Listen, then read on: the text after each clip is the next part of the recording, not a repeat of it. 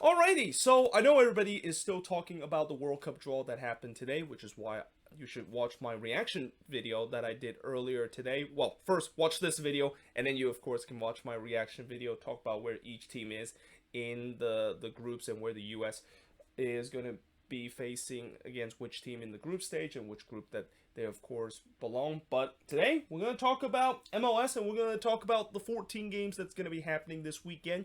Yes, MLS is back. Well, technically, it never left because we did had 3 games that happened during the international break. But this is the first week since late March that we had a full slate of action. And in the 14 games that we had this weekend, we have 13 that's going to be happening on Saturday and only 1 that's going to be happening on Sunday, which means that on the Saturday action, there's going to be times where there's going to be a lot of game overlapping each other. In fact, on Saturday night, which is usually kind of the meat of the MLS Saturday action, there's going to be 10 games that's going to be playing simultaneously between that 7:30 p.m. 4:30 p.m. slot, which at that time I'm debating of whether or not should I just maybe do some ground hop or just try my best to watch as many MLS game as possible, because you know me, 4 is pretty much the maximum that I can keep track at the same time. There's no way in the world I can keep track of 10 games that is going to happen at the same time, and I'll just kind of later on just maybe watch the highlights in terms of some of those games that happen. But let us actually begin in terms of talking about the 14 games action. Again, I was thinking about splitting it into 2 parts, but since there's only like 1 game that's going to be happening on Sunday, I might as well just do the full preview of match week number 6. And we start off with the Chicago Fire taking on FC Dallas. The Fire have a 2-2-0 record. Dallas has a 2-1-1 record. This game will start at 3:30 p.m. Eastern, 12:30 p.m. Pacific, but the actual kickoff is 2:50 p.m. local time, which means that, yes, unfortunately, this game is going to be on Twitter.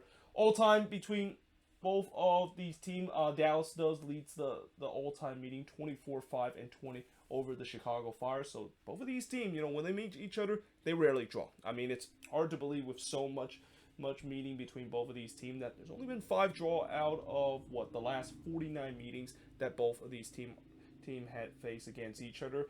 And it kind of showed in the last 5 head-to-head matchup, where the last 5 head-to-head, there at least is going to be a winner out of these 2 teams, with the Fire winning 4-0 last time facing against Dallas, but that was all the way back in 2019, as it is the case whenever you get an interconference matchup. There's a lot of interconference matchup where 2 teams from different conference haven't faced each other since the 2019 season.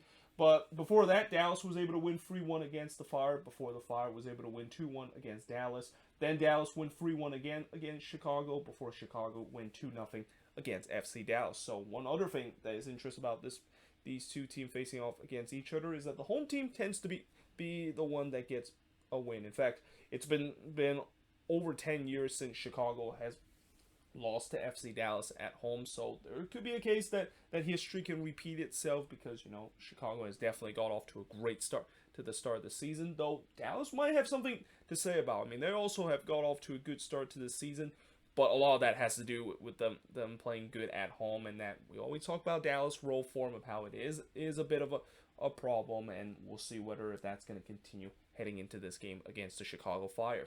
But moving on to the next game, we got FC Cincinnati taking on Montreal. So Cincinnati has a 2-0-3 record, while Montreal sitting near the bottom of the Eastern Conference with an 0-1-3 record. They're actually not at the bottom of the Eastern Conference anymore, because that place actually belongs to Inter Miami now. But this game will start at 4 p.m. Eastern, 1 p.m. Pacific, but the actual kickoff is 4:08 p.m. local time. All-time meeting between both of these teams. Cincinnati definitely enjoy playing against Montreal. In fact, if there's one opponent that Cincinnati would know that at least there's a chance that they're going to get a win, is against Montreal, because they have a 3-1-1 record against Montreal in terms of the all-time meeting. Last time both of these teams met each other, it was a 0-0 draw between both of these teams. Before Montreal finally get their first win against FC Cincinnati in that game, that was probably one of the craziest games I've ever seen, where Cincinnati was up by 2 goals twice in that game, and yet they still find a way to lose. I mean, if that is not the most Cincinnati way for them to lose, I don't know what is. I mean, there's a lot of Cincinnati way to lose, but I feel like that was just almost peak level, where they can it like only Cincinnati can basically blow the lead twice and bowl multiple lead twice in a single game. But before that, they did win 2-1 against Montreal before winning they also win 1-0 on the road against Montreal, and then in the first ever meeting, Cincinnati was able to win 2-1 against Montreal. And again, I see that Cincinnati, since they love to play against Montreal, and especially they're playing at home, they can have a chance to bounce back after in the last game was kind of a reality check game against Charlotte. And I also think that was a game where they didn't necessarily play badly in that one. It's just that they weren't being more clinical in terms of their finishing compared to Charlotte. And knowing Montreal, that, the good news for Montreal is that at least they're now out of CCL and they can focus on league play. But yeah, it has not been a great start to the season for this team, and that, to play against a team that they do not have a good history against on the road is definitely not something that Wilfried Nancy team want to do, and for them to desperately getting their first win of the season. But now moving on in terms of the next match, and by the way, speaking of CCL, the semifinal of the CONCACAF Champions League is going to be happening next week. So we're going to see two teams, that is NYCFC and Seattle. Most likely they're going to punt their MLS game to focus on the semifinal, and that tends to be the case. And I would say that maybe in that case, I think whoever gets to face those teams that's going to be in CCL, they might have just won the sweepstake of playing against a team that is in CCL in midweek. So congratulations to Toronto, and later I'll talk about congratulations to Minnesota in terms of getting that sweepstake, as they get to play NYCFC in this game. This one will also start the same time as the FC Cincinnati and Montreal game happen. All-time meeting between both of these teams. Toronto has a slight advantage, 7-6. And by the way, the records are pretty much the same for both teams, 1-2. Last 5 head-to-head matchup, it was a 2-2 draw between both of these teams before a 1-1 draw between both of these teams. Then NYCFC won 1-0 against Toronto before Toronto returns the favor by winning 1-0 on the road against NYCFC. And then NYCFC won on the road 3-1 against TFC as the last 5 head-to-head matchup. But like I said, I'm pretty sure NYCFC is going to punt this game. They're not going to start their strongest team, and this is a good opportunity for TFC, who, at least in these last 2 games under Bob Bradley, it seems like they kind of got off the stride a little bit after a disastrous start to the season. But let's see if they can, of course, get another win at home in this game against a NYCFC team that is going to be heavily rotated coming into this one. But now moving on, we got Columbus taking on Nashville SC. Columbus 2-2-0, and one of the 5 teams remaining that is unbeaten, taking on a Nashville team that despite that great start in the season by going on the road and beating Seattle, yeah, it has not been a good. It hasn't been good memories from then on, as they have a 1-2 record, and they're only now in the second half of this 8-game road trip that they embarked to start the season. This game will start at 6 p.m. Eastern, 3 p.m. Pacific, but the actual kickoff is 6:08 p.m. local time. All-time meeting, Columbus have the lead in terms of the all-time meeting, 2-2-0, and in fact, there's only the 5th meeting between both of these teams, and Columbus has pretty much dominated the meeting between both of them. It was a 1-1 draw the last time both of these teams faced off each other, before it was a 0-0 draw between both of these teams. Then in the playoffs, of course, we remember Columbus were able to win 2-0 against Nashville after extra time, and then prior to that, Columbus in their first ever meeting against Nashville also winning 2-0 in that one. So yeah, Columbus is going to be the favorites coming into this game, though I will say that they do not have Lucas Zarian in this game because of him being out for a couple of weeks, and thankfully he was out for a couple of weeks, because I talk about how after he suffered that knee injury against the Redbulls and he got carted off, there was, well, not really carted off, more like stretchered off. There was a huge concern in the Crew fan base that, yeah, this could be bad if Zarian might have suffered a long-term injury. Thankfully, it's not. And again, I think it's been about 2 weeks since that injury, so maybe he might have recovered in time for this one. Though I doubt that he, of course, will be starting in this game against Nashville. But even without Zarian, I still think Columbus have enough to be a Nashville team that I think Nashville is going to do what they like to do on the road, which is they're going to try to park the bus. They're going to try to get a point out of this game and continue to snatch those points away so that they can survive this 8-game road trip to start the season, at least in a good position where they can use up a very heavy home schedule in the second half of the season and get themselves back into playoff position. But now we got DC United versus Atlanta United, a game between the two Uniteds, and a game that pretty much will kick off a very busy night of Saturday action. I mean, like I said, there's going to be 10 games that's going to be starting simultaneously. Well, actually 9 games that's going to be starting simultaneously in the 7:30 p.m. and 4:30 p.m. slot. Or actually, is it 9 games? Let's see. 1, 2, 3, 4. Let's see. 5, 6, and oh, actually no. There's actually 5 games that's going to be happening on that time. But if you want to include the 8 p.m. slot, yeah, there's going to be like 9 or 10 games that's going to be starting simultaneously, and this is the first of those 5 between both of these teams, and all-time meeting between both of these teams. Remember when DC used to be the kryptonite of Atlanta? Not anymore, because the series has kind of been even out, though there has never been a draw between both of these teams as they meet for the 13th time in this one. And it's right now dead even at 6 wins, no draw, and 6 apiece for Atlanta. Last 5 head-to-head matchup, you got Atlanta winning 3-2 against DC United before Atlanta was able to win 2-1 on the road against DC. Then DC did win 2-1 on the road against Atlanta before Atlanta winning 4-0 against DC, and then Atlanta winning 2-0 against DC United. So, yeah, this is a game that I think for both of these teams, they would love to get 3 points, and especially for DC. Yeah, these last 2 games has started to kind of get the ugly heads of this team. Maybe being a team that is not as good as what we thought that they were when they start the season 2-0 to begin with. But now moving on, in terms of the next match is New England taking on the New York Redbulls. So, these two teams, that whenever they face off each other, there's going to be some good action between both of them, because, both of these teams do not like each other, and they have met each other a lot of time. Like, this is one of the matchup that, not only is between 2 teams that originally came into the league in 1996, but they met each other a lot of time. Like, the all-time meeting, I think this is what, let's see, this is like the 91st meeting between both of these teams. Like, the only time I think of a meeting between 2 teams that has that many matchup probably is the Cascadia Derby, and also the Atlantic Cup between DC United and the New York Redbulls. But even with this is also a bit of a rivalry too. And this game will start at 7:30 p.m. Eastern, 4:30 p.m. Pacific, but the actual kickoff is 7:38 p.m. local time. In fact, I'll probably just stop talking about the kickoff time, because, like I said, the next 4 games I'm going to be previewing pretty much starts the same time. Now, the Revs are coming into this game with a 1-1-2 record, while the Redbulls have a 2-1-1 record. And the last 5 head-to-head, like I said, it's been very entertaining in these last 5 head-to-head, and at least in these last 3 meetings, when the Revs were able to win 3-2 against the Redbulls. Then the Revs, of course, win 3-2 against the Redbulls again. It was a 3-1 win that the Revs had against the Redbulls before the Redbulls did win 1-0 against New England, and then New England winning 1-1.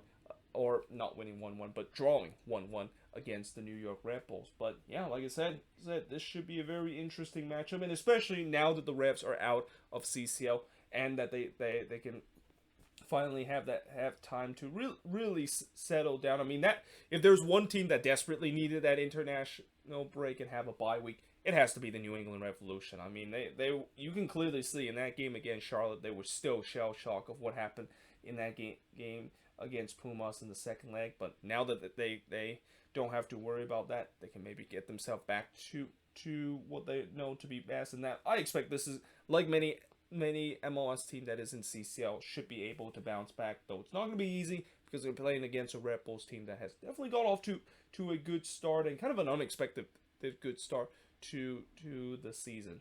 But moving on, we got Orlando City taking on LAFC in a matchup that it's hard to believe that both of these teams only face off against each other 3 times before. Although, again, this is what happened when you have two teams that is in different conference, and I keep forgetting that LAFC only came into the league in 2018. But this game will start at well, actually, I don't even want to mention what time it starts. It's pretty much starts the same time. But Orlando has a 2-2-1 record, while LAFC had a 3-1-0 record. All-time meeting, it's 1 draw, 1 win apiece for both of these teams. And in those 3 meetings, it was a 1-1 draw between Orlando and LAFC the last time both of these teams met. Then it was a 2-2 draw between both of these teams, and then LAFC winning 4-1 against Orlando City. By the way, that 1-1 draw that Orlando City played against LAFC, that was back in the MLS's back tournament, and I think that was the quarterfinal game where Orlando City was able to win on a penalty kick shootout. So yeah, again,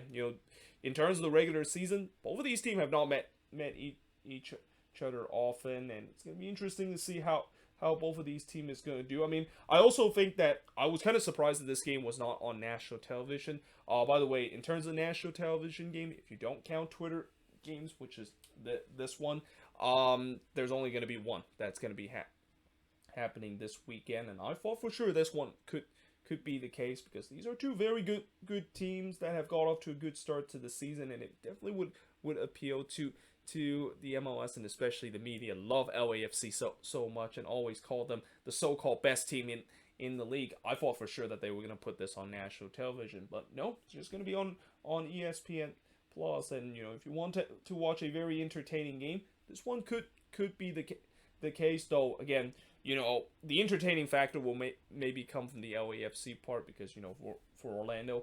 Let's see if this could be the game where they can maybe finally break out on offense, which has been one of the struggle that they have despite getting off to an okay start to the beginning of the season.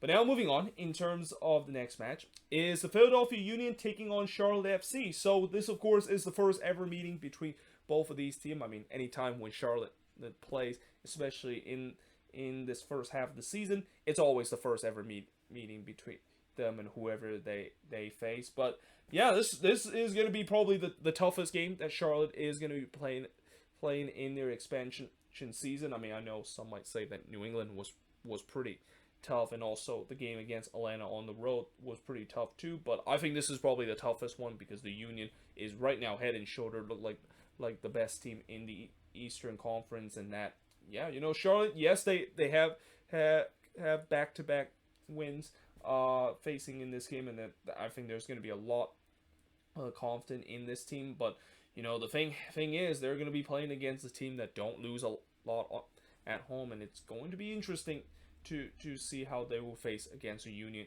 team that I think they're going to be still the heavy favorites in this game, and they'll always find a way to of course grind resort, and we'll see whether or not if Charlotte can maybe be counter that in this one.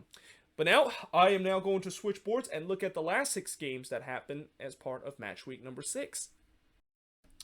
So, moving on, in terms of the next game, we got the Quakes taking on Austin FC in a game that I was thinking about going, but I decided not to because I think I'm going to save some money in terms of actually watching the Quakes second team because, I did watch the Quakes second team when they play against the Portland Timbers too, and I also was watching that one simultaneously as I was watching the Costa Rica versus USA game, though I kind of focused a lot more on the US and Costa Rica game, and that I didn't really get into watching the Quakes 2 match until that game is over and happened in the second half. But one thing that I'm so invested on our second team is that they've already done something that the first team has never done in their club history, which is going to Portland and able to get all 3 points. But coming into this game against Austin, now theoretically this might be a favorable match for the Quakes because at least in the 3 meetings that they play against Austin, they have dominated in all 3 of these meetings. Well, at least the last 2 and maybe the last one they have dominated against Austin. But the problem is Los Verde is not like the expansion team that they were last season when you look at the performance that they have put this year. But in terms of the all-time meeting, as I mentioned, the Quakes have never lost to Austin. They have a 2-1-0 record. And the last game, it was an absolute dominant performance that they had. Probably one of the more dominant performances that the Quakes had at home by winning 4-0 against Austin. And then in that crazy game on the road, the Quakes were able to come back from 3-1 down to win 4-3 against Austin. And then in the first ever meeting, which turns out to be the first ever game for Austin at Q2 Stadium, it was a 0-0 draw between both of these teams. But like I said, this is a complete different Austin team than the one that the Quakes faced in the first season. And yeah, I mean, I don't have a lot of expectation. The fact that they can, of course, get a win in this one. Though I will say that one thing that Austin has really struggled in their early existence in MLS is that they have been struggling on the road. Like, I think they've only won like 1 game on the road in their franchise history. So at least that gives me a little bit confident that maybe the Quakes can finally getting their first win. But like I said, right now, I mean, is it safe to say that the Quakes are tanking right now so that they can finally get get rid of Almeida, because I think that's been kind of the ongoing talking point more than the actual on-field performance. I mean, to be fair, there is still talk about the on-field performance, but there is just so much talk of the whole Almeida situation, and it's just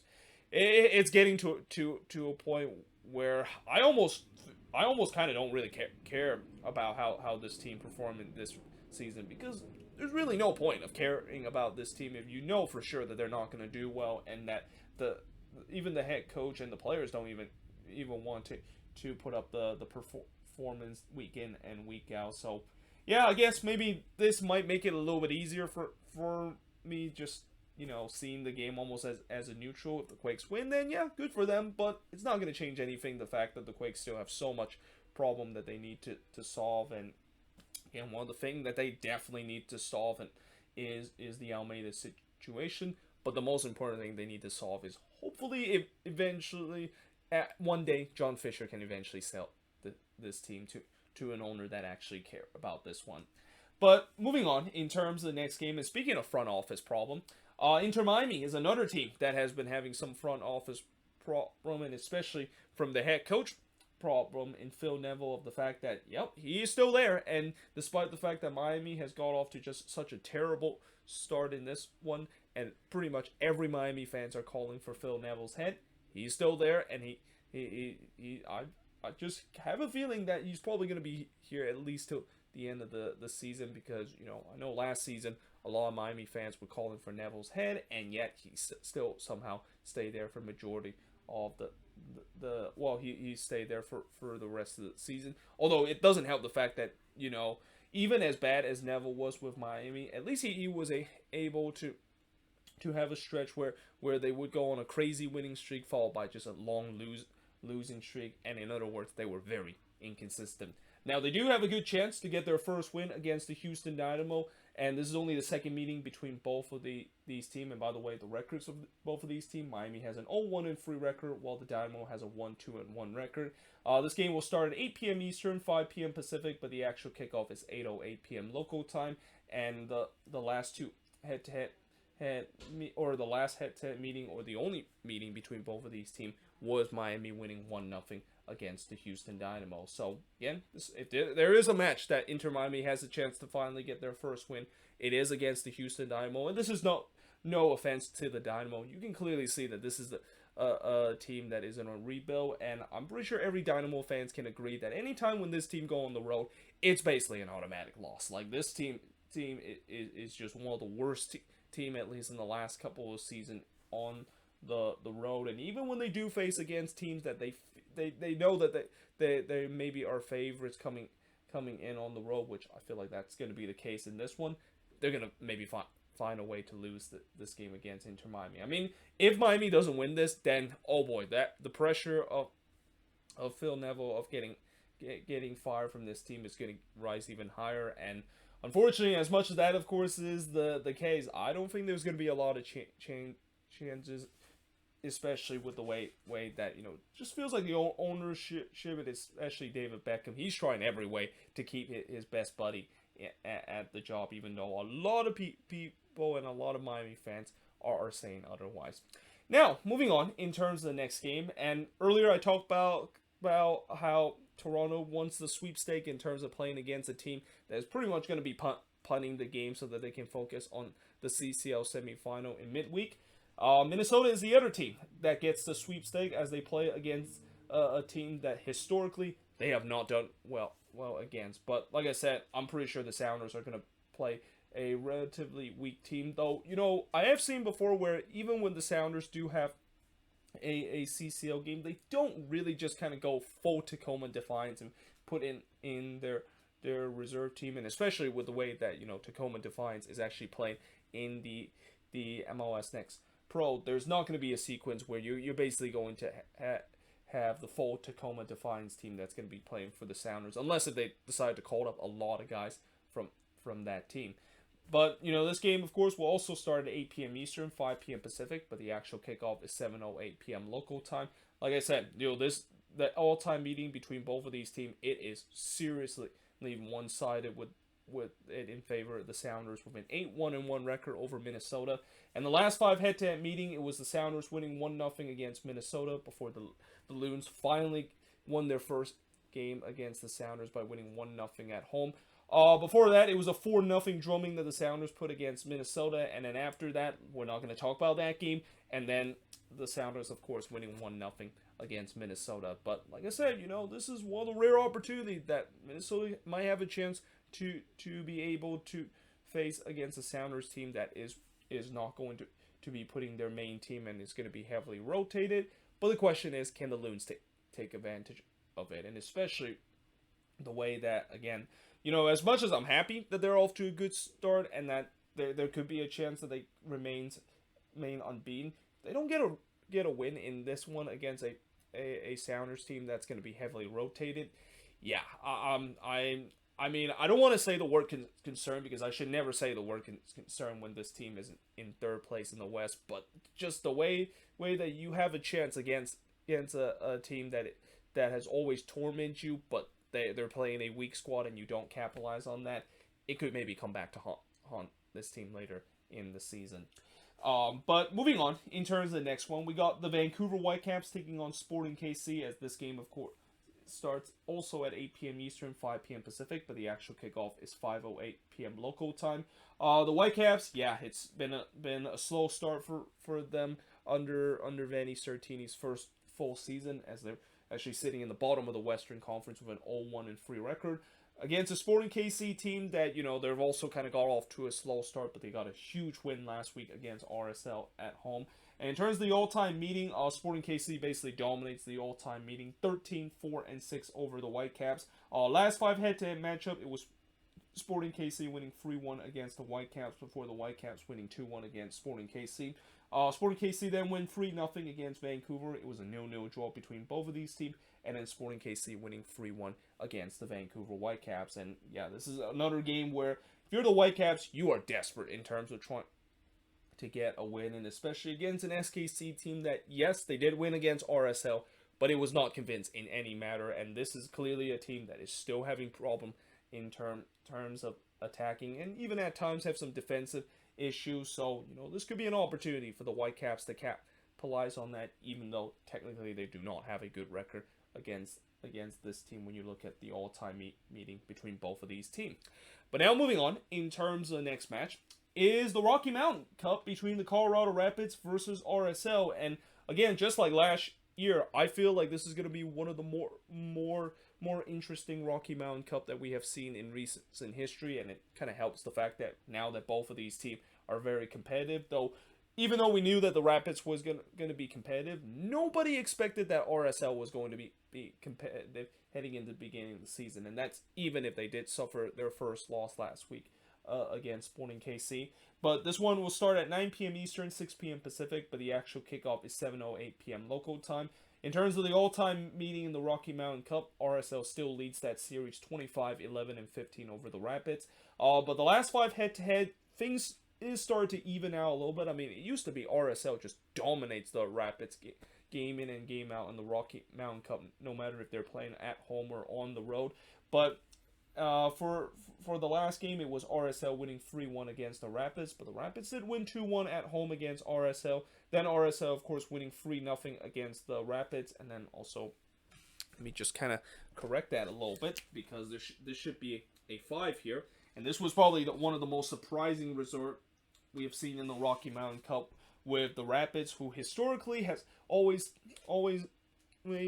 known that Rio Tinto Stadium is a house of horror for them whenever they play RSL in the Rocky Mountain Cup. But this was one of the rare times that they put a 5 spot against RSL in that one, and one of the biggest surprise we've seen in the Rocky Mountain Cup history. But before that, RSL did win 4-1 against the Colorado Rapids. But like I said, it's been even out a little bit in the last couple of Rocky Mountain Cup, and especially with the way that the Rapids are a team that is very good at home. Yeah, they definitely fancy themselves that they can get another victory over their hated rival in this rivalry. I mean, I know some people might not think that this is a rivalry. It is now that I think with the way that now both of these teams are doing well, and that whenever you see like a rivalry, I think a rivalry always hits at the top point when both teams are doing very well, and this is of course the case. And let's see who of course will get another victory and get that bragging rights and even an advantage heading into this season's Rocky Mountain Cup standings. But moving on into the last game of match week number 6, and by the way, that was also the last game in terms of the Saturday action. But the only game that's going to be happening on Sunday is the Portland Timbers versus the LA Galaxy, and I think this is now the second straight week where we see the Timbers playing on Sunday and playing on Fox. I mean, they have had a lot of national televised games to begin of the season. I think like 3 out of their first 5 games so far is on national television, because I know the other game that they had on Fox was the game against the New England Revolution on opening week. But this game will start at 4:30 p.m. Eastern, 1:30 p.m. Pacific, but the actual kickoff is 1:55 p.m. local time, as this game is going to be on FS1. All-time meeting between both of these teams, it is incredibly tight in a way where both of these teams have 13 wins apiece, and both of these teams drawn six times against each other. But in terms of the last 5 head-to-head meeting, we actually have not seen a draw between both of these teams. But what we have seen is some crazy result in these last 5 head meetings. It was the Galaxy winning 2-1 against the Timbers before the Galaxy winning 4-1 against the Timbers. The Timbers did win 3-0 against the Galaxy before the Timbers winning 5-2 against the Galaxy, and then the Timbers winning 6-3 on the road against the LA Galaxy. So again, you know, it used to be where the Timbers kind of dominate this series, but recently it's kind of shifted back to the Galaxy favorite. But yeah, this is a game that usually it produces a lot of goals, and I wouldn't be surprised it would be the same case again in this one, with both teams having some good attacking threat. But it's also a game that I think both of these teams desperately need to get a win, because you know, both of these teams haven't really got off to a start that they hope for. I mean, especially for the Timbers too. Like, you know, even though they only lost once this season, they've only won their first out of their 5 games, and that, you know, they also have dropped a lot of points at home, which is a place that they've always tended to do well, except if you ignore what happened in the 2020 and also in the latter part of the 2019 season. So yeah, they're definitely desperate to try to get all 3 points against a Galaxy team that, after a great start to the season, now it started to becoming a bad start with them losing the last 2 games. But either way, that is pretty much it in terms of looking at all 14 games that is going to happen this weekend. Let me know in the comments below, what do you think of all 14 of these games, and make sure you leave your comment below your prediction for all 14 of these games. But yeah, hope you guys enjoyed this video. If you do, make sure you guys leave a like, smash the subscribe button, and yeah, I of course will see you guys next time.